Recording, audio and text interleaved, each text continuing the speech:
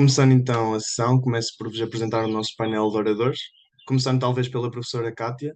Cátia Leitão é mestre em Engenharia Biomédica e doutorada em Engenharia Física e é investigadora no I3N no Departamento de Física da Universidade de Aveiro, onde também leciona várias unidades e módulos curriculares da área de Engenharia Biomédica, como Introdução à Engenharia Biomédica, Laboratórios de Engenharia Biomédica 2, Óptica Biomédica e Sensorização de Sistemas Biomédicos. A sua investigação integra o grupo de nanofotónica e optoeletrónica, centrando-se no desenvolvimento e aplicação de tecnologias ópticas em diversas áreas biomédicas.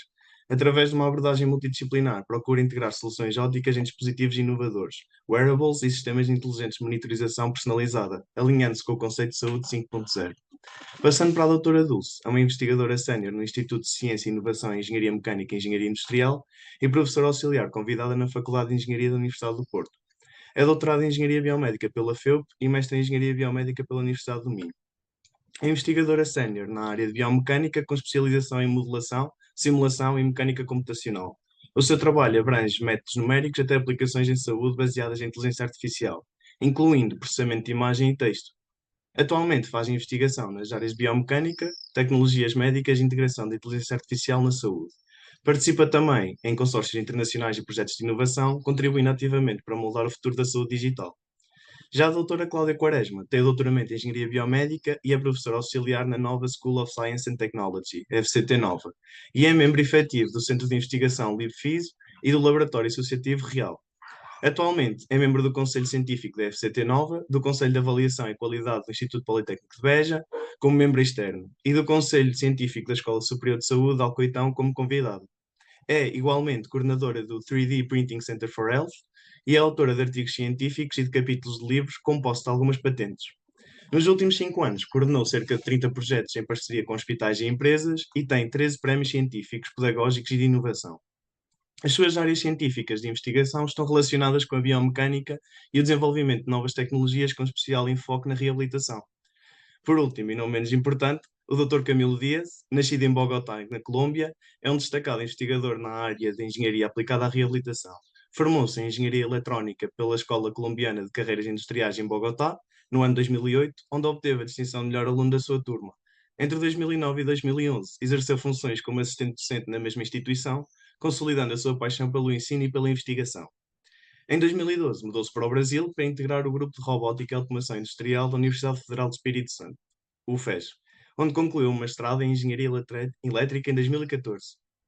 Prosseguiu os seus estudos no Laboratório de Telecomunicações, a LabTel da UFES, obtendo o doutoramento na mesma área em 2018. A sua investigação concentrou-se no desenvolvimento de sensores de fibra óptica e técnicas de interrogatório para medições estáticas e dinâmicas com aplicações promissoras em reabilitação motora e monitorização clínica. Após o doutoramento, dedicou-se a um pós-doutoramento, obviamente, no LabTel, aprofundando o estudo de tecnologias de sensores para aplicações biomédicas. Atualmente é professor no Departamento de Engenharia Elétrica da UFES, onde continua a explorar a interseção entre a engenharia e a saúde, com ênfase em biosensores, sistemas robóticos, exoesqueletos e instrumentação para a reabilitação.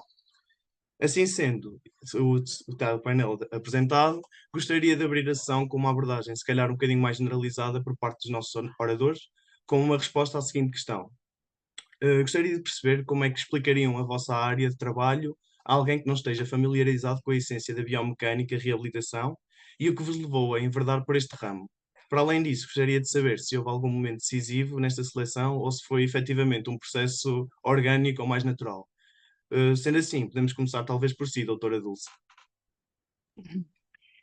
Obrigada, David, obrigada por esta introdução e aproveito para cumprimentar também os meus colegas que estão aqui nesta mesa redonda virtual e agradecer o convite que me foi feito. Aqui na tua última questão sobre o momento decisivo, no meu caso, efetivamente houve um momento decisivo porque eu fiz, como disseste, tirei o curso na Universidade do Minho, entretanto, peço desculpa, entretanto comecei a trabalhar numa empresa de dispositivos médicos em Penafiel.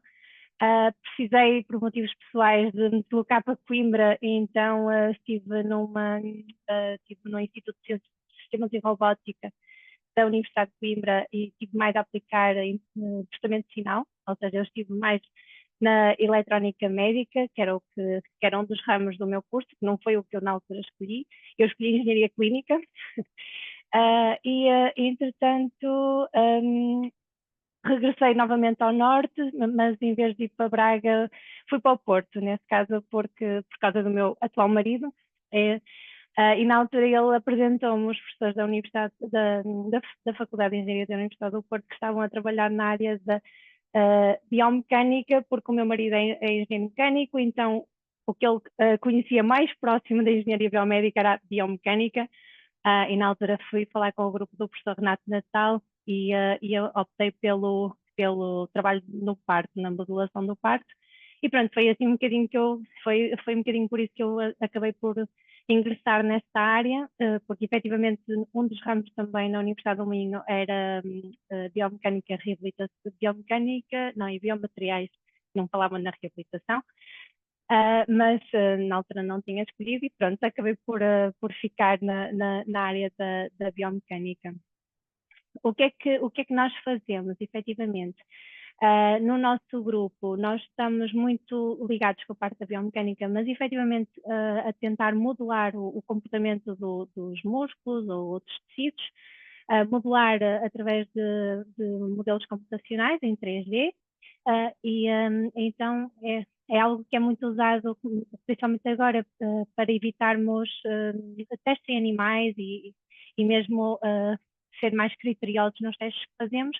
Nós, do nosso lado, tentamos ajudar na escolha de parâmetros, de definir os melhores parâmetros, e, pronto, e os nossos modelos são modelos in silico e também ajudam nesse processo. Em termos de reabilitação por si, os nossos trabalhos focam-se muito na parte do parto, então nós tentamos estudar toda a biomecânica do parto, todo o processo do parto, com o intuito de perceber disfunções que surgem no pós-parto, como é o caso da incontinência urinária, incontinência fecal. Então o nosso objetivo é de alguma forma, com estes nossos modelos também permitir prevenir esse tipo de problemas e, por outro lado, também ajudar a desenvolver, etc., ferramentas para reabilitação ou protocolo. Já trabalhamos também em protocolos de reabilitação, simplesmente com os nossos modelos perceber como é que devemos contrair e como é que o resto responde, devemos contrair os músculos e como é que o resto das estruturas respondem, ou então também através do desenvolvimento de dispositivos médicos para auxiliar na parte da reabilitação. Nós precisamos de trabalhar os músculos da região pélvica, portanto, são os músculos que sustentam toda a parte abdominal, e nós precisamos de os contrair de determinada forma, de modo a prevenir esse tipo de disfunção. Mas muitas vezes não temos muita noção de se estamos ou não a fazer uma contração correta e pronto, esse dispositivo que está a ser desenvolvido é efetivamente para auxiliar as mulheres nesse sentido. E acho que já me dispersei aqui um bocadinho, mas olhando agora para a parte da inteligência artificial, é algo que também estamos a trabalhar bastante. Primeiro porque eu acho que não é do conhecimento da maior parte das pessoas, mas no nosso caso, como trabalhamos com elementos finitos, é um software, basicamente nós podemos criar muitos modelos, mas o processamento desses modelos é bastante lento, precisamos de afinar uma série de variáveis, então nós conseguimos efetivamente pegar no modelo e estudar aquilo que nós quisermos, mas se quisermos tentar replicar e fazer o patient specific, não é? Modelos personalizados ao paciente, acaba por ser bastante moroso. Então, a inteligência artificial, no caso dos elementos finitos, surge com esse impacto de nós acelerarmos as nossas simulações, de modo a perceber o que é que está a acontecer e poder aplicar os modelos, por exemplo, que é o que nós agora vamos fazer num hospital em que a grávida está a ser acompanhada e conseguimos perceber efetivamente ou seja, perante aquele cenário, qual é que será a previsão no caso de ter um parto e ajudar a definir se é melhor avançar para um parto por cesariana, por exemplo, neste caso a inteligência artificial ajuda-nos nessa componente de acelerar os nossos dados e termos respostas em tempo real ou quase em tempo real. Ultimamente também trabalho bastante com a parte da imagem, para ajudar também os médicos no processamento da imagem. Ultimamente temos um trabalho mais ligado com a parte da nefrologia, para perceber volumes de rins, o que é que está saudável, o que é que não está, uma série de coisas. aqui não é tanto para a reabilitação por si, mas para ajudar os clínicos a definir a melhor estratégia, seja em termos, seja farmacológica, para perceber o que é que qual é que vai ser a resposta do paciente, ou então, em vez de optar pela farmacologia, optar pela cirurgia, mas pronto, é um dos trabalhos que nós temos em que pegamos nestes conceitos e damos respostas aos clínicos. E, portanto, acho que já divaguei aqui um bocadinho, acho que vai melhor dar a palavra a outra pessoa. Peço desculpa. Obrigado, doutora Dulce. Se calhar passamos agora à doutora Cláudia, passo-lhe a palavra. E eu vou começar por também agradecer o convite, é um gosto enorme estar aqui e cumprimentar os restantes elementos do painel e todos os presentes. E também vou começar com a minha colega pelo final, ou seja, o que é que me levou aqui a integrar ou a associar esta área da biomecânica e reabilitação. Pronto.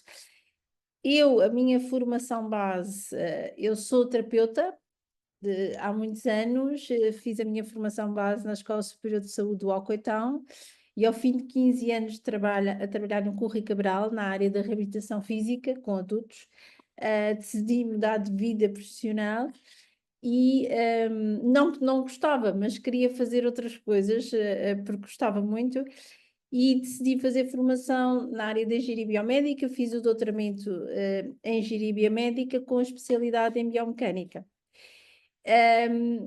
E é assim que surge aqui estas minhas duas paixões e tenho vindo a desenvolver o que eu tenho feito é efetivamente a desenvolver dispositivos que permitem, com especial foco à reabilitação, como foi dito anteriormente na apresentação. Uma das áreas importantes e que é extremamente importante para a reabilitação e que já foi dito é a biomecânica. Eu não trabalho tanto na simulação, mas mais na análise do movimento, ou seja, na definição de padrões de movimento, e faço sobretudo padrões de movimento do membro superior. Nós temos, é altamente estudado a marcha, o membro inferior, muito pouco estudado o membro superior, e não é por acaso, porque o membro superior é o membro que é mais complexo, tem movimentos mais complexos, sobretudo a mão. E esse é o meu foco. Para quê? Para depois, para estudarmos o padrão normativo, ou seja, um padrão sem patologia, para depois aplicá-lo na reabilitação. E a reabilitação tem um chapéu muito amplo. A reabilitação não é só tratar, a reabilitação é prevenção. É a identificação precoce de possíveis disfunções ou patologias. E o foco também é esse, é identificar de forma precoce alguma patologia ou disfunção, o meu foco também, ajudar nas metodologias de intervenção, desenvolver tecnologias que permitam a monitorização objetiva e permitir também monitorizar a intervenção de forma a ajustá-la e a ser adaptada às necessidades de cada um dos doentes, porque cada doente, cada pessoa é diferente uma da outra e tem necessidades clínicas diferentes. Outra área que tem vindo a desenvolver, que está aplicada à reabilitação e que também está associada à biomecânica é a impressão 3D e que surge como uma necessidade clínica da área da saúde, dos hospitais, que começaram a pedir, e eu comecei a trabalhar nesta área há cerca de 11 anos, em desenvolvimento de dispositivos para a reabilitação e dispositivos, nomeadamente ortóteses, próteses, dispositivos de apoio. E dispositivos de apoio, o que é que são? São todos dispositivos que ajudam as pessoas a serem independentes nas suas atividades. E aqui também a biomecânica é extremamente importante. Que, por exemplo, no caso de uma ortótese que nós estamos agora a desenvolver para uma criança com 1 ano e meio, é uma ortoprótese, ou seja, uma ortótese que permite um alinhamento do joelho e que permite,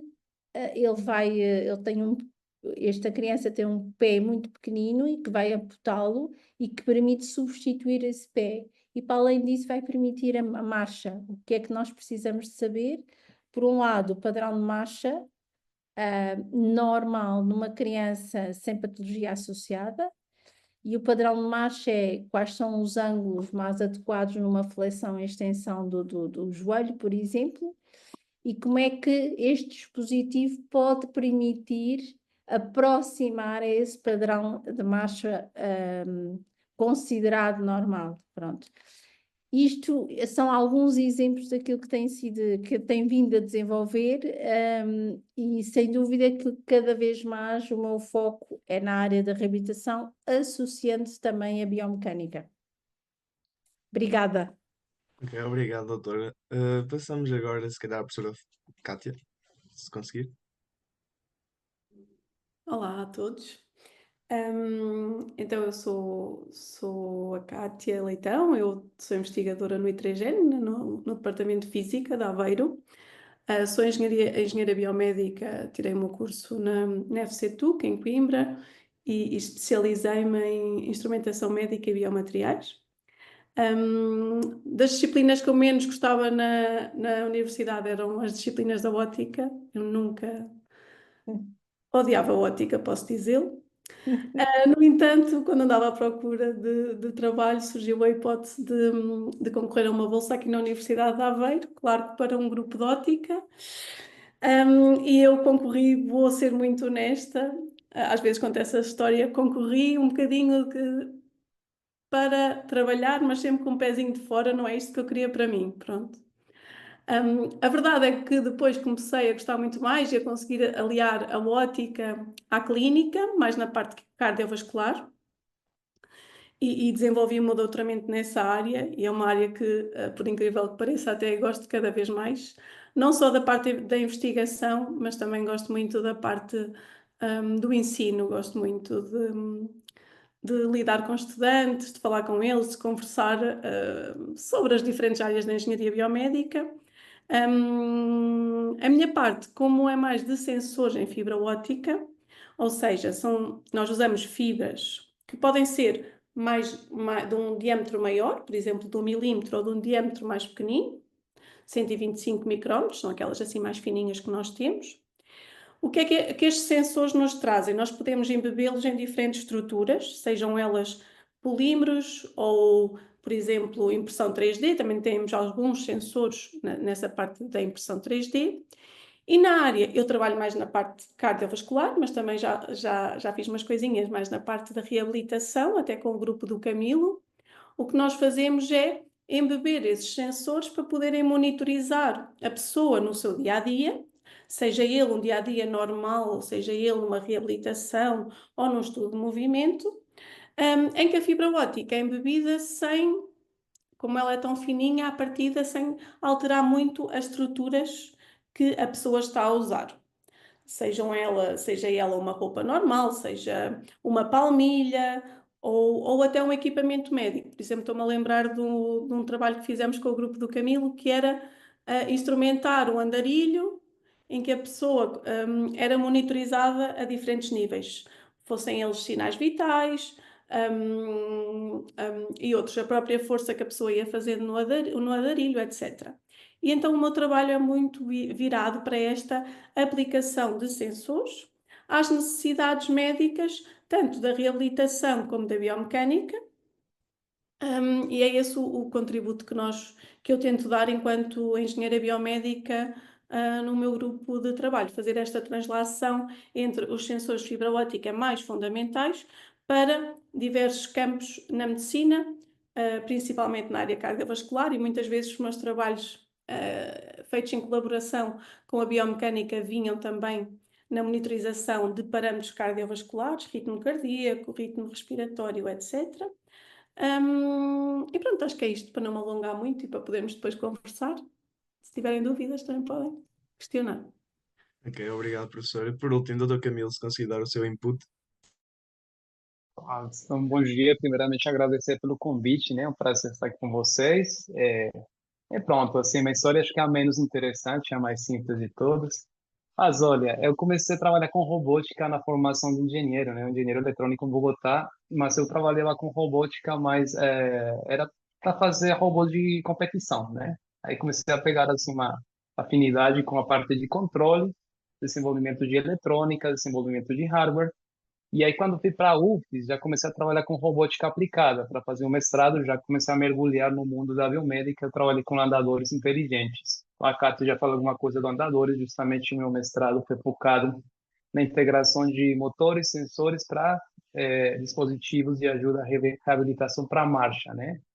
Obviamente com pacientes que têm capacidades residuais. Eu já trabalho um pouquinho a parte de biomecânica, seria essa parte de marcha que, como bem a professora Cláudia já apontou, é assim, a mais explorada, né? Então, acho que a novidade está na integração desse tipo de dispositivos para usuários que têm alguma discapacidade na marcha. Aí, trabalhei nisso no mestrado, e quando acabei meu mestrado, eu não consegui continuar no projeto, porque a gente teve, naquela altura, um problema econômico associado ao projeto, né? Ficou parado porque a gente não conseguiu no edital recursos, então ele ficou parado 1 ano e meio, 2 anos.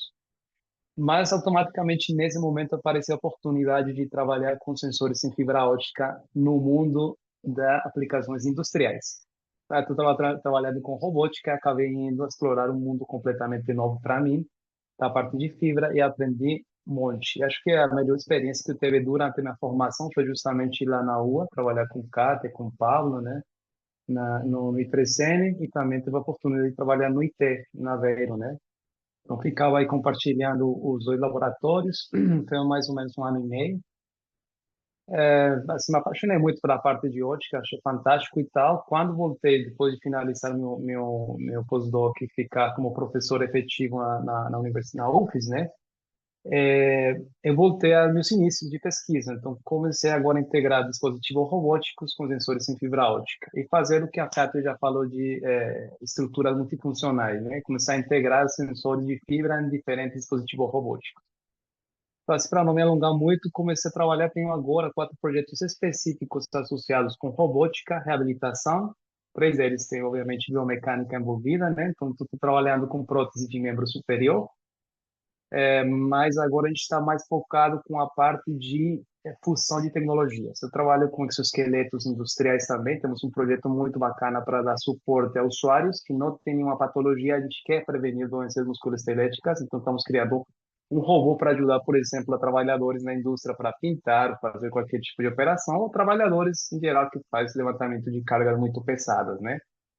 E tirando vantagem do desenvolvimento de exoesqueletos para pessoas que não têm nenhum tipo de discapacidade, a gente também trabalha com a parte de próteses.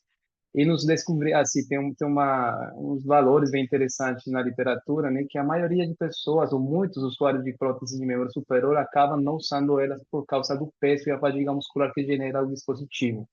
E se nós falarmos de atividade da vida diária, durante 8 horas prolongadas usando a prótese, a pessoa fica cansada de usar o dispositivo. Um dos projetos que tem agora é a função de exoesqueletos para dar suporte à utilização daqueles dispositivos robóticos, né? Nós temos uma prótese subaquada, também de baixo custo, desenvolvida lá no laboratório. Integramos ela com sensores em fibra ótica de pressão e curvatura e fizemos uma prótese inteligente. Então, a mãozinha pegava o objeto e falava que tipo de objeto estava pegando, como estava pegando, né? Então, assim, com inteligência artificial, função de sensores, a gente conseguiu identificar. Tem outro que é luvas, exoesqueletos também para reabilitação de post-stroke, post-AVC. A gente está trabalhando isso para melhorar a parte de plasticidade de usuários, né? Também exoesqueletos de membro inferior, no caso, para pé caído, que é uma condição que acontece geralmente, né, para usuários de post-stroke. Também estou trabalhando nisso. Tudo sempre focado com robótica blanda e com dispositivos robóticos bioinspirados. Então, eu tento que nós temos de robótica, nós tentamos fazer com que não seja robótica tradicional de ter juntas e motores nas juntas, sabe? A gente faz tudo bioinspirado, então a gente trabalha com mecanismos complacentes, que de fato como as nossas articulações são, né? A gente não tem um parafuso juntando os ossos, né? Tudo separado, basicamente o que junta eles são tendões e tecidos blandos, né? Então, também estou trabalhando com essa área agora. E uma que não se encaixa muito bem, mas vale a pena só para fechar minha fala, na parte de robótica e reabilitação, embora não seja a parte de biomecânica, é robótica social. Eu confesso que é uma área assim, que eu me empolguei, eu não tinha interesse em trabalhar, agora estou super empolgado e estamos desenvolvendo dispositivos robóticos para a parte de educação e para crianças com neurodiversidade. Então, estou muito envolvido agora com a parte de robótica instalada em escolas especiais, com crianças, por exemplo, com transtorno do espectro autista, com crianças com síndrome de Down, e já conseguimos um projeto grande onde estamos desenvolvendo o nosso próprio robô, que também é bem inspirado em mole, com player mechanics e por aí vai. A gente já vai integrar ele agora na escola. Então, também estou trabalhando nessa parte de robótica de habilitação. E acho que seria isso, né, que eu queria falar, para não me estender muito. Aí passo a palavra para vocês. Obrigado, Camilo. Se calhar avançando com a sessão, gostaria agora de ir um pouco mais a fundo e gostava de vos interpelar com um grupo de questões, se calhar um bocadinho mais centralizadas sobre a vossa especificação. E se calhar começando pela doutora Cláudia. A doutora está intimamente envolvida em impressão 3D aplicada à saúde e eu gostava de perceber se a doutora acredita que esta vertente está a conseguir de facto personalizar a reabilitação ou se pelo menos considera ser um fator importante em exceção para a reabilitação. Muito obrigada pela pergunta. Efetivamente, nós, como eu vos disse, começámos há cerca de 11 anos com a impressão 3D e começámos a pedido da clínica. Foi um pedido da clínica, não foi uma ideia que surgiu de nossa. E a partir daí começámos a ter muitos pedidos da clínica e tinha a ver com a personalização. Não existia, havia uma necessidade de desenvolvimento de dispositivos altamente personalizados para determinados doentes e que não existiam. E para promover um conjunto de funcionalidade, muito ligados à funcionalidade. E nesse âmbito, nós, em janeiro de 2022, nós criámos um centro que se chama o 3D Printing Center for Health, e esse centro foi criado por investigadores e professores da área da engenharia biomédica e da área da engenharia mecânica. E isto para dizer como é importante nós também trabalharmos em equipa. A impressão 3D é extremamente útil na personalização, como estava a dizer. Quando nós queremos desenvolver um dispositivo que é altamente personalizado, é útil porque permite adaptar às necessidades clínicas ou funcionais de cada um de cada uma das pessoas, de cada um dos pacientes. Por exemplo, vou dar um exemplo. Uma criança que nasce com uma amputação e que não tem uma mão, tem um punho, tem o cotovelo, tem o resto do membro, mas não tem uma mão. Elas, tipicamente, a maior parte delas não gostam de usar prótese, não se sentem porque adaptaram-se a usar aquele membro de forma funcional. Só que uma das coisas que elas não conseguem fazer é usar a faca e o garfo ao mesmo tempo. Aquilo que nós desenvolvemos foi um dispositivo que lhes permite usar a faca e o garfo ao mesmo tempo. Mas nós tínhamos um menino que, para além de querer usar a faca e o garfo ao mesmo tempo, ele queria também segurar uma palheta para tocar a guitarra. O que é que a impressão 3D permite? Permite nós desenvolvermos o dispositivo de acordo com as necessidades clínicas e a disfunção dele e que vai corresponder às atividades que são significativas para ele. Ou seja, nós desenvolvemos um dispositivo que lhe permite, por um lado, usar a faca e o garfo ao mesmo tempo. Neste caso era a faca que eu precisava de usar e que lhe permite também, com o mesmo dispositivo, ele segurar a palheta para tocar a guitarra. E isso a impressão 3D permite fazê-lo. Permite adaptar facilmente. E depois, por outro lado, também permite, à medida que as crianças vão crescendo, permite ir adaptando facilmente ao tamanho de cada uma destas ao tamanho delas. Permite ir escalando. Há outra coisa que também é importante na impressão 3D, quando nós estamos a desenvolver dispositivos de impressão 3D, e o colega falou, por exemplo, nas próteses, nós neste momento estamos numa componente mais de investigação a desenvolver próteses com recurso à impressão 3D, em que integramos sensores de eletromiografia e sensores que nós queremos a sensorização para dar a sensação, permitir, por exemplo, a pessoa ter... identificar se está quente, se está frio, ao nível do coto. E isso é algo que é personalizado. Ou seja, nós desenvolvemos isto e uma das coisas porque é que pode ser personalizado. Se for para as crianças, tipicamente elas não gostam menos da cor de pele, as mais pequeninas, mas gostam de escolher a cor do dispositivo. Elas escolhem a cor e isto é uma personalização.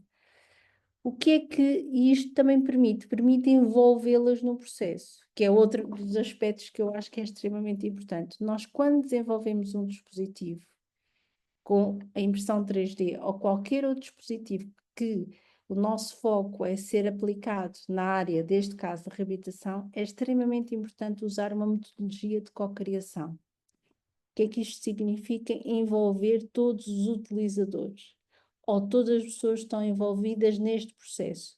E aqui nós usamos uma clara metodologia de cocriação, que é, para cada dispositivo, nós envolvemos a pessoa, os prestadores de cuidados, o médico, o terapeuta, o enfermeiro, ou seja, também quem trata aquela pessoa.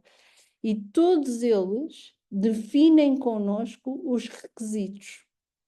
Qual é o requisito daquela solução? E isso já é a personalização. Todos eles participam no processo, todos eles têm a opinião. E isso o que é que permite? Permite que as pessoas vão utilizar os dispositivos. E isto acontece para quando nós estamos a falar para os doentes, quando nós estamos a falar para os prestadores de cuidados, mas quando nós também estamos a desenvolver dispositivos que vão ser aplicados por profissionais de saúde.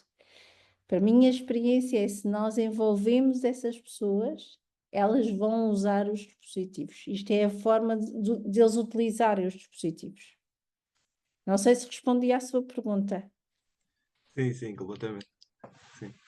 E muito obrigado, doutora. Obrigada. E agora passando para a professora Kátia, de forma sucinta, tendo em conta que tem trabalhado com tecnologias ópticas de inovação e wearables, gostaria que partilhasse a sua opinião sobre em que medida estas ferramentas estão a transformar o acompanhamento clínico personalizado ou se simplesmente estão de facto a ter um papel mais importante na reabilitação. Hum, hum. Eu sei que tu me mandaste a pergunta, mas agora estou a pensar outra vez. Eu acho que a parte bonita, pelo menos a parte que eu gosto da medicina personalizada, é nós passarmos da parte do vou monitorizar para aquela pessoa sobreviver ou conseguir fazer uma determinada operação, que é um bocado o paradigma do passado, para fazer com que aquela pessoa possa ter uma vida produtiva, uma vida prazerosa, ao mesmo tempo que usa uma prótese ou precisa de ser monitorizada. E se nós pudermos fazer essa monitorização sem a pessoa fazer nada, sem dar por ela, acho que realmente é o futuro. Como já não me lembro se foi alguém falou de um dispositivo que era para usar a nível de medicina do trabalho, mas para prevenir, por exemplo, a patologia. Eu acho que a saúde vai passar por uma fase muito humana, que é evitar a doença, ao mesmo tempo que o fazemos de uma forma muito natural e muito bio-inspirada e já não há os hospitais vão mudar aquele paradigma das máquinas e de todo aquele ambiente que é um bocadinho que não é natural, não é? Não é assim super humano. E isso é uma coisa que realmente me motiva muito enquanto engenheira biomédica, poder trabalhar em soluções que vão realmente não só prolongar a vida das pessoas, não, fazê-lo com qualidade, com prazer, em que a pessoa até tenha prazer em contribuir mais para a sua própria saúde. Porque há procedimentos ou dispositivos que realmente as pessoas não usam porque, epá, tudo bem, olha, não me consigo mover tão bem, mas andar com aquilo não me traz prazer nenhum. Então, podermos aliar estas duas coisas e é muito bom. E nos projetos que eu estou envolvida, há também cada vez mais a necessidade por parte das empresas de instrumentar diversas coisas do dia a dia, que tragam esta monitorização para que aconteça da forma mais ecológica possível, por assim dizer. Bem, eu não sei se respondi bem à tua pergunta, mas Não, basicamente é não, trazer a medicina para o nosso dia a dia e que esse dia a dia seja prazeroso e que consigamos os resultados que queremos. Ok, obrigado, professora. Passando agora ao Dr. Camilo, tem trabalhado em tecnologias de sensores para a reabilitação, com as suas últimas publicações envolvendo, por exemplo, os sistemas de sensores com redes de Braga em fibra óptica para avaliação cinemática e dinâmica na reabilitação robótica dos membros inferiores. Desta feita, doutor, eu gostaria de lhe perguntar que avanços na área da robótica e sensorização destacaria nos últimos anos com impacto direto na reabilitação motora.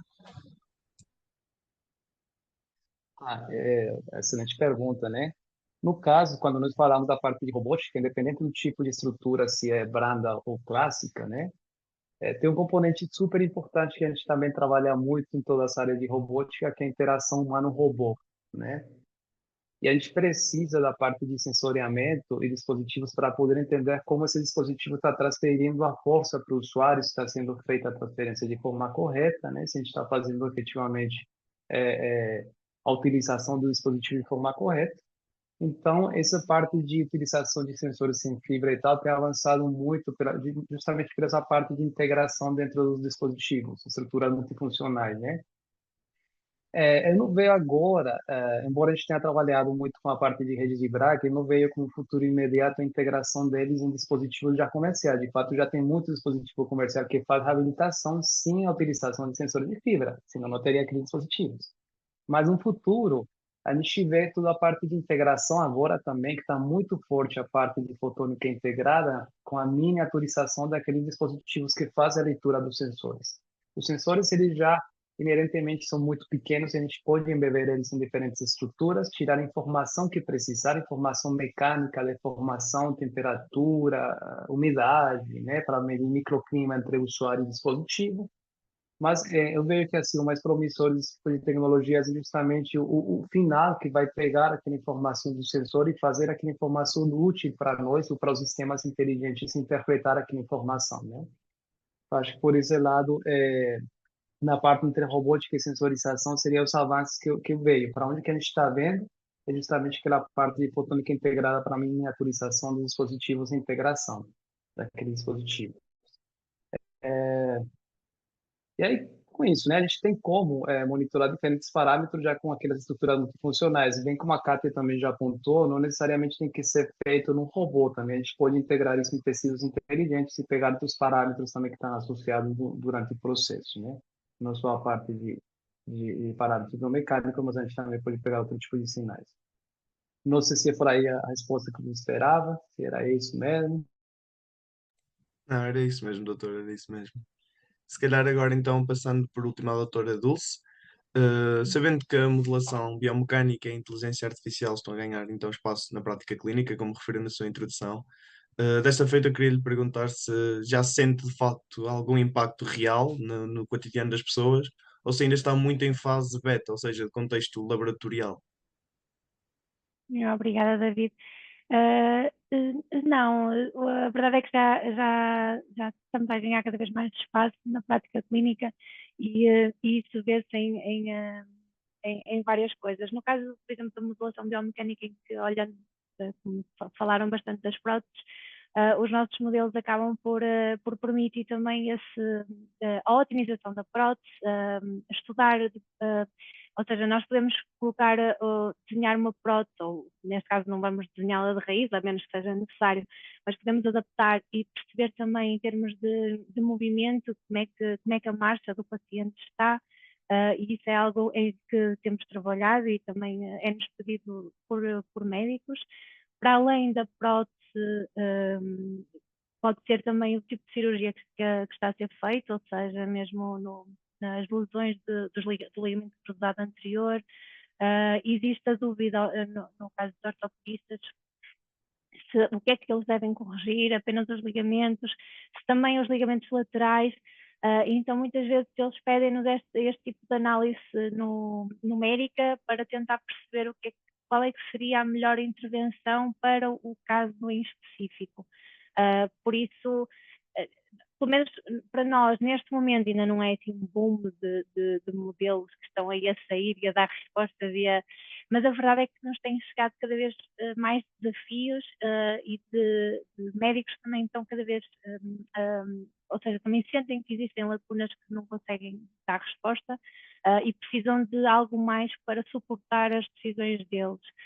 E então acabam por chegar até nós e nós entregamos esse serviço. No caso da inteligência artificial, como tinha falado no início, muito para a parte da imagem, muito também para a parte dos dados, como também falou a colega Cláudia, da análise de marcha, não é? Se nós fizermos várias análises de marcha, depois vamos ter muitos dados para trabalhar, e então a inteligência artificial chega-nos com esse potencial de tentar perceber padrões e perceber o que é normal, o que é que não é, e antecipar o que é que está a acontecer, de forma também a melhorarmos o processo. Mas efetivamente ainda há muito trabalho da translação, não é? Ainda há muita coisa que está no laboratório, muita coisa que está a ser investigada e e precisa de validação, precisa de dados reais, precisa. Mas estas colaborações que surgem, também como falou a professora Cláudia, entre engenheiros biomédicos, que é o nosso caso, no meu caso, no nosso instituto, engenheiros mecânicos é o forte, a maior parte são engenheiros mecânicos, e estas colaborações, e depois com os médicos e também fisioterapeutas, são ótimas para darmos resposta. E às vezes são coisas pequenas que ainda há dias estava a discutir com um neurocirurgião por causa da marcha, que muitas, ou seja, eles olham para a marcha do paciente para decidir o tipo de intervenção que vão fazer, mas é tudo muito da sensibilidade do profissional e então agora que começam a perceber um bocadinho do que é que nós podemos dar-lhes, começam-nos a chegar com cada vez mais desafios, e essa parte é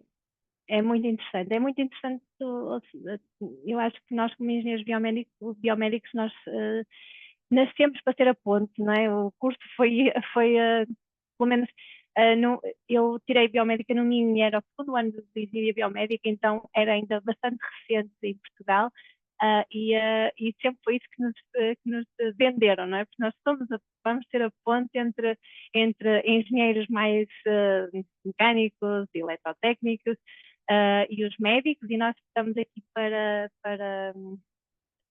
envolvê-los numa linguagem comum. Era algo desse género, e acho que é ótimo quando efetivamente percebemos que estamos a fazer esse trabalho também, estamos a conseguir colocar coisas no mercado que são úteis para os médicos e que, sendo úteis para os médicos, vão ser úteis para as pessoas que eles tratam, e isso eu acho que é ótimo. Obrigado, E acho que doutora é isso. Dulce. Sim, sim. E pego agora também na sua resposta, nessa coligação entre pessoal interdisciplinar. E queria fazer agora uma onda de questões mais específicas, que se calhar a doutora Dulce acabou por responder agora à próxima pergunta que eu ia fazer. Mas uma vez que as senhoras, se calhar dirijo agora mais um bocadinho para as senhoras, porque têm um background da engenharia biomédica, não tanto para o Camilo, para o doutor Camilo, peço desculpa, doutor Camilo, mas eu queria perceber se acreditam que a formação em engenharia biomédica está bem consolidada para a realidade e para a exigência associada a esta área, que a Dulce ainda não respondeu, a doutora Dulce não respondeu, mas agora para a próxima questão, conjugada a esta, eu queria perceber o que é que acham, e se acham que existe uma simbiose positiva na colaboração entre os profissionais da área, sejam eles engenheiros eletrotécnicos, mecânicos, físicos, médicos, connosco, engenheiros biomédicos. E, portanto, a Dulce já respondeu um bocado a esta pergunta. Podemos passar então à doutora Cláudia. Bem, relativamente a esta questão, eu acho que ainda existe um caminho a percorrer. Acho que começa a haver um trabalho em equipa. Acho que sem trabalho em equipa ninguém consegue trabalhar sozinho, e eu acho que isso eu costumo partilhar sempre isto: ninguém consegue trabalhar sozinho, todos nós temos de trabalhar em equipa e temos valências diferentes e que são complementares e que são extremamente ricas. E exemplo disto é aqui o 3D Printing Center for Health, que nós temos pessoas da área da engenharia biomédica, pessoas da engenharia mecânica, que trabalhamos arduamente em conjunto, e também temos alguma participação de pessoas da área em alguns projetos da engenharia eletrotécnica, e que faz todo o sentido. E só assim é que conseguimos chegar a uma solução que seja mais personalizada e que vá de encontro às necessidades, não só da clínica, mas das pessoas reais, vá responder às situações reais, pronto, que é o nosso foco. O nosso objetivo é, obviamente, fazer investigação, ter uma componente de investigação e depois responder a situações reais. E para isso eu acho que ainda há um caminho a percorrer. Eu acho que é importante começar nas próprias faculdades a ver este trabalho em equipa interdisciplinar com diferentes. É verdade que os alunos, nos seus conteúdos, durante as suas unidades curriculares, vão tendo unidades curriculares diferentes que são dadas por diferentes departamentos. Acho que é importante os próprios professores e investigadores promoverem esta interdisciplinaridade. E acho que isso é importante, que ainda não está em pleno. Acho que nós temos que desenvolver e temos que desenvolver cada vez melhor. E, porque isto é uma forma também de incutir nos alunos. Só assim é que podemos incutir. E no mercado real, na vida real, é assim que funciona. Deixem-me depois, associado a isto, as diferentes competências, que é o trabalho em equipa, que é importante. Também acho que, para além das competências técnicas, é importante competências pessoais, como trabalhar em equipa, como já falei, empatia, e quem trabalha na área da saúde é extremamente importante, é o ter empatia pelo outro, conseguir se colocar na posição do outro. E isso o engenheiro biomédico tem permitam-me isto, tem esta obrigação, que é ter também desenvolver. Isso é algo que é importante desenvolver ao longo da sua formação, e isso como é que se faz? Acho que é cada vez mais importante na formação ter períodos próximos da clínica, eles terem existir alguma proximidade dos alunos com a clínica, ou terem um estágio que é para promover esta empatia e colocar-se no lugar do outro. Pronto. Porque só assim é que se consegue trabalhar em equipa, pronto. Estes são alguns conselhos, mas acho que, sem dúvida, para a sua pergunta inicial, acho que já começa a haver aqui um trabalho interdisciplinar, mas que ainda temos um caminho a percorrer. Obrigada. Ok, obrigado, doutora Cláudia. Passo então a palavra à professora Cátia para perceber a sua opinião em relação a este assunto. Obrigada, David. Olha, eu vou começar pela formação. A formação em engenharia biomédica é complexa, ok? Acho que não vai haver nunca um curso que satisfaça as necessidades de todos, de todo. Há pessoas que gostam muito de física, há pessoas que gostam muito desta parte da aplicação. Há tantas coisas que se pode fazer com o nosso curso que é difícil ter um programa que vá de agradar a todos, de certeza absoluta. O que é que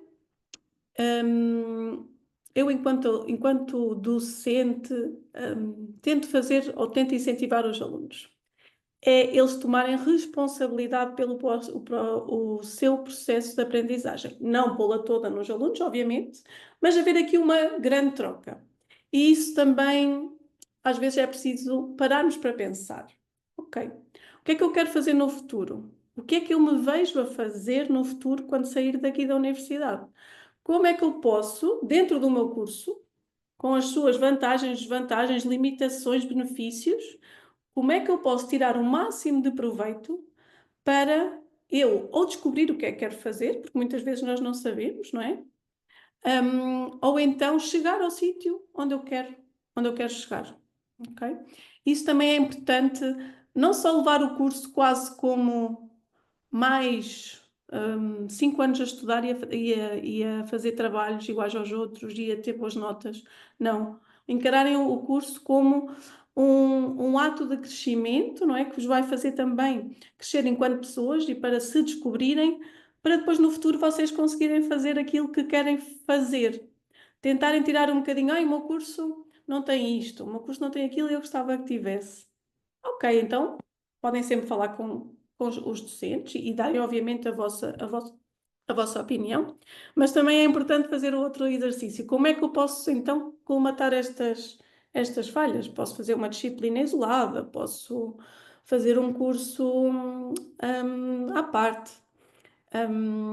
Pronto, há muitas formas e acho que às vezes é preciso, na academia, eu pelo menos tento que não haja, mas às vezes ainda há aquele gap entre docente e aluno. O aluno não quer dizer nada que vá, que o docente possa levar a mal, e depois o docente também não consegue. Há aqui às vezes um bocadinho de falta de comunicação. Isto na parte do ensino, porque eu sei que há sempre uma discussão muito grande se o curso de Engenharia Biomédica oferece as valências necessárias ou não para o futuro. O que eu também só gostava de acrescentar é que eu acho que o curso de Engenharia Biomédica oferece, porque eu acho que ele faz com que as pessoas aprendam a pensar por si, que tenham um espírito crítico, que consigam encontrar a informação que precisam sozinhas para, às vezes, desenvolver soluções e para fazer projetos. E eu acho que isso é competência base para depois vocês poderem trabalhar todas as outras que queiram, sejam elas mais aplicadas ou não. Ok?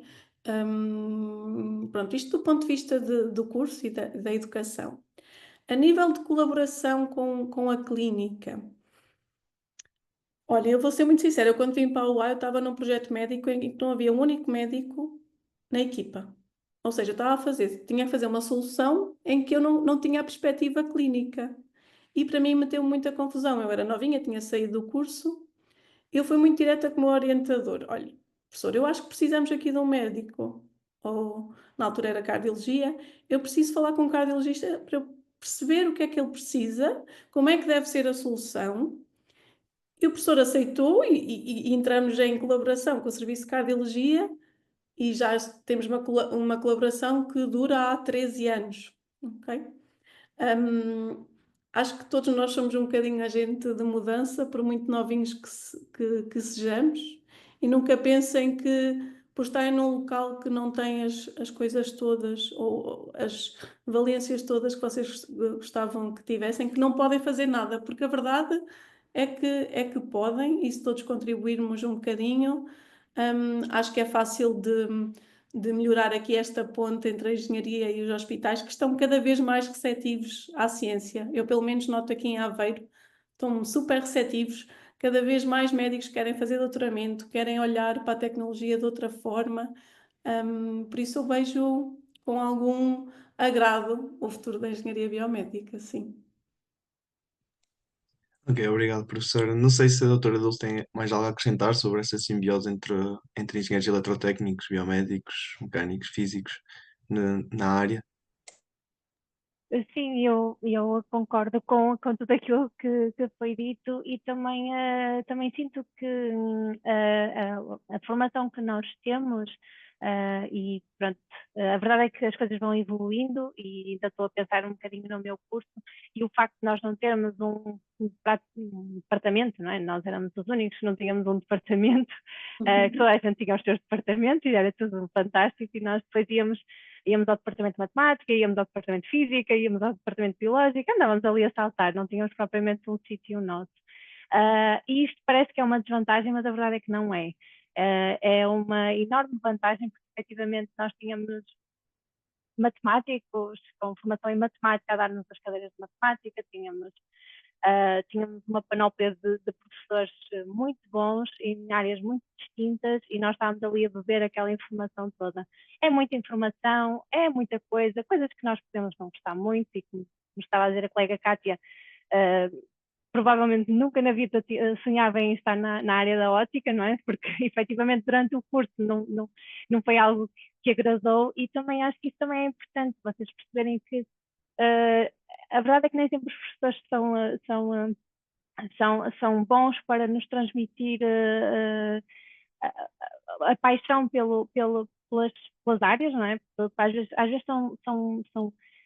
eu tive isso também, e agora vejo aqui também mais na parte da engenharia mecânica, temos professores que são brutais, têm um conhecimento brutal, mas aquilo não passa, aquilo fica muito retido neles e se calhar olham para os alunos, ou seja, no cérebro deles aquilo está tudo a fazer muito sentido e depois os alunos ficam, acho que não era, pronto, não é sempre muito fácil e acho que é algo que vocês têm que perceber que e depois, mesmo fora da universidade, não é? Mesmo quando começam a trabalhar, as coisas também não são fáceis, vão ser exigentes, mas acho que vocês acabam por ter uma formação tão espetacular que vocês conseguem agarrar quase tudo aquilo que depois efetivamente gostarem, não é? E depois tudo parece simples. E concordo aqui com a Cátia também, no sentido em que efetivamente os médicos estão cada vez mais abertos e sentem cada vez mais necessidade de ter algumas respostas e nós conseguimos a maior parte das vezes nós conseguimos dar essa resposta. E como me acontece a mim também em algumas alturas, nós estamos um bocadinho a trabalhar em projetos e a tentar desenvolver competências em determinadas áreas, depois, do ponto de vista académico, é o que nos interessa, mas às vezes precisamos de olhar para os médicos, olhar para os hospitais, perceber as necessidades deles e desenhar os projetos em função das necessidades para começarmos a ver coisas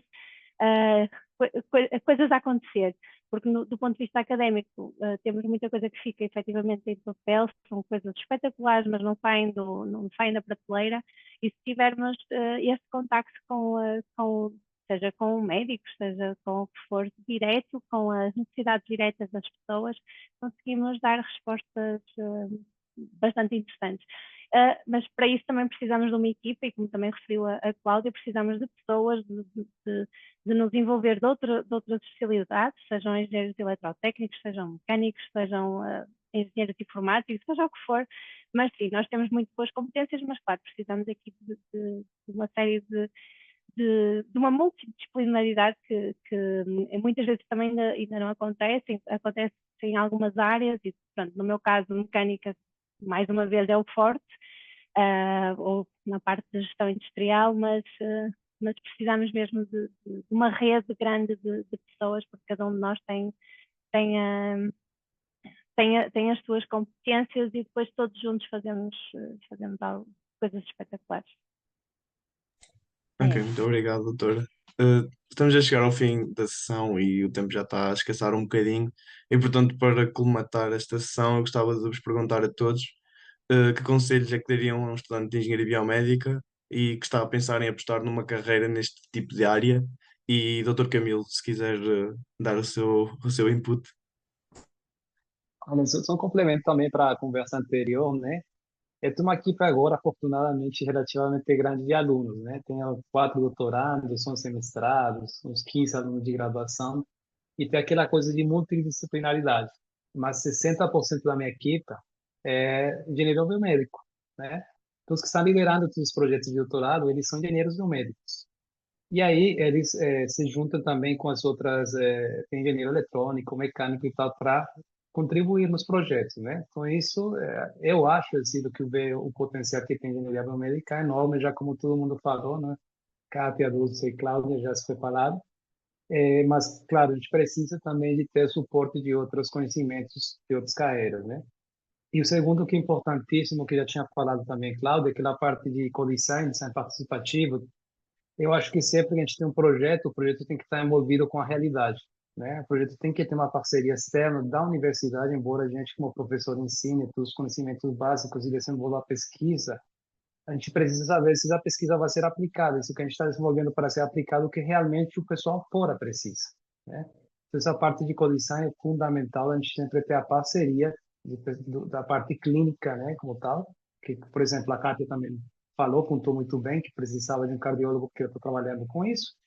Então, nós trabalhamos, por exemplo, com instituições onde tem uma instituição específica aqui no Espírito Santo para amputados. Então, a gente vai lá, fala com o terapeuta, fala com as pessoas amputadas e vê as necessidades que eles têm também, para conseguir fazer aquela parte de coleção e desenvolver um dispositivo que seja próprio para as necessidades da comunidade que a gente está focado, né? No caso da educação também a gente tem a mesma coisa, tem parceria com a clínica de crianças neurodiversas, a gente vai lá falar com fonoaudiologia, com fisioterapeuta, com educadores, e a gente está criando um robô com as necessidades que eles têm. Embora tenha muita tecnologia, a gente está integrando IA, câmaras, DLMs, LLMs, um monte de coisas agora de IA para o dispositivo ser super autônomo e tal. Será que é isso que eles precisam? Então a gente está nessa conversa para ouvir eles, ouvir os pais, a opinião das crianças que consigam se comunicar, né? Consigam transmitir o que eles querem e, obviamente, ouvir o staff clínico, que quem finalmente vai utilizar aquela ferramenta para melhorar os processos de educação e terapia. Mesma coisa, se amputados de membro inferior, a gente precisa ter os amputados para fazer testes em laboratório e nas instituições para fazer a parceria. Então, acho que é uma simbiose entre carreiras para melhorar o projeto, o protótipo que nós temos, mas também tem que estar associado a esse projeto, obviamente, está sempre vinculado com a realidade e as necessidades que tem o entorno, né? Ok, obrigado, Camilo. Passo agora a palavra então à doutora Cláudia para dar o seu input então e sobre os conselhos assim de forma muito objetiva. Conselhos é que daria a um estudante de engenharia biomédica que está a pensar então a prestar uma carreira nesta área. Muito obrigada. Eu acho que já foi respondido, sobretudo pela colega Kátia, que eu acho que ao longo do curso, obviamente, os alunos não conseguem, a engenharia biomédica é tão ampla que é impossível ter as competências todas. Eu acho que tem um bocadinho e é uma forma, o próprio aluno vai, ao longo do curso, vai percebendo também que áreas é que se identifica mais. E eu acho que, tendo em conta isso, acho que o próprio aluno também poderá falar com outros professores, poderá falar para procurar estágios extracurriculares, poderá fazer, por exemplo, no caso do 3D printing, e isto eu estou a dar o exemplo, existem outros no 3D printing, os alunos são voluntários, e porque querem desenvolver competências na área da impressão 3D e no desenvolvimento de dispositivos aplicados à impressão 3D para a área da saúde, e então vêm também para desenvolver competências nesta área. Pronto. Eu acho que ao longo do curso, aquilo que o aluno deve procurar é quais são as suas áreas de interesse. Pode acontecer como a colega Kátia, que até foi para uma área que depois descobriu a sua paixão, mas eu acho que ao longo do curso pode ir até experimentando áreas que não estão, que acham até que gostam e depois chegam à conclusão que não gostam, ou experimentar áreas que até gostam, e no caso da reabilitação e da biomecânica, eu acho que devem procurar ter experiências extracurriculares, fazer estágio, falar com professores e trabalhar em alguns projetos de investigação que professores têm e que eles podem aprofundar conhecimentos nesta área, fazer estágios extracurriculares em instituições que trabalhem nessa área. Eu acho que é uma forma de vir aprofundar e de ganhar competências e também currículo se querem ir para o mercado de trabalho com estas competências. Obrigada. Ok, muito obrigado, professor, também professor. Passando agora então à professora Cátia, não sei se tem aqui mais alguma ideia para complementar, também já disse, já referiu alguns pontos sobre esta questão na sua resposta anterior, mas não sei se tem alguma coisa a acrescentar. Olha, só uma coisa assim muito genérica, eu acho que é aplicável tanto para a biomecânica como qualquer outra área, é não terem medo de ser chatos. Pá, os professores também são muito ocupados, vocês sabem, quanto a mim falo, às vezes até queria chegar a mais sítios e não consigo, não é por mal, o próprio David está a ter aulas comigo, sabe que às vezes não é fácil. Mas não tenham medo de ser chatos. E se vocês querem uma área, ou até acham que podem gostar ou não gostar, mas vamos nos focar numa área que vocês até acham que podem gostar. Procurem na universidade, quem trabalha nela, tentem falar sobre isso, ir ao laboratório. Se não houver, vão ao LinkedIn, vejam pessoas que trabalham nessas empresas. Vão ter surpresas espetaculares, as pessoas gostam de ajudar. Olha, gosto muito do seu trabalho, sou estudante de engenharia biomédica e estou a pensar, ou gostava de seguir carreira nessa área. Como é que é o seu dia a dia? O que é que você faz no dia a dia? Porque até pode parecer tudo muito bonito e nós muitas vezes romantizamos as profissões e há sempre uma parte que é muito dura e não é aquela que nós gostamos, mas ela vai lá estar sempre. Eu costumo dizer isso, que no curso é importante nós aceitarmos às vezes os bons professores, os maus colegas, os bons colegas, porque epá, é uma amostra da vida real no futuro. Nós vamos ter bons profissionais a trabalhar connosco, vamos ter maus profissionais a trabalhar connosco. Então é tirarem sempre o melhor proveito da situação, seja ela melhor ou pior, e irem à procura das vossas respostas, não terem medo de ser chatos. Obrigado, professora. E para acabar, Dulce, não sei se tem alguma coisa para colocar aqui em Eh, adjacência. Honestamente, acho que já foi tudo dito e é mesmo, agora só olhando para, mais em termos de empresa, às vezes também, se não conseguirem chegar à empresa, seja para fazer um estágio, fazer um pequeno projeto, às vezes tentar ver o que é que eles estão à procura para vocês também, se for a empresa que vocês estão a identificar como sendo o vosso possível sítio para aplicarem, não é? Verem, por exemplo, o que é que eles procuram, o que é que eles estão a desenvolver para vocês depois ganharem competências nessa área, e quer seja na universidade, quer seja no instituto, e assim já estarem um passo mais à frente quando estiverem a concorrer, não é? E acho que é um bocadinho isso, é se for uma área que vocês gostem, ou então para explorar mesmo, se efetivamente é, vocês conseguem nos vários projetos das universidades ou institutos que estejam adjacentes, como é o meu caso, que vocês conseguem explorar e tentar perceber se efetivamente acham que se encaixam ou não, e então aproveitem-se disso.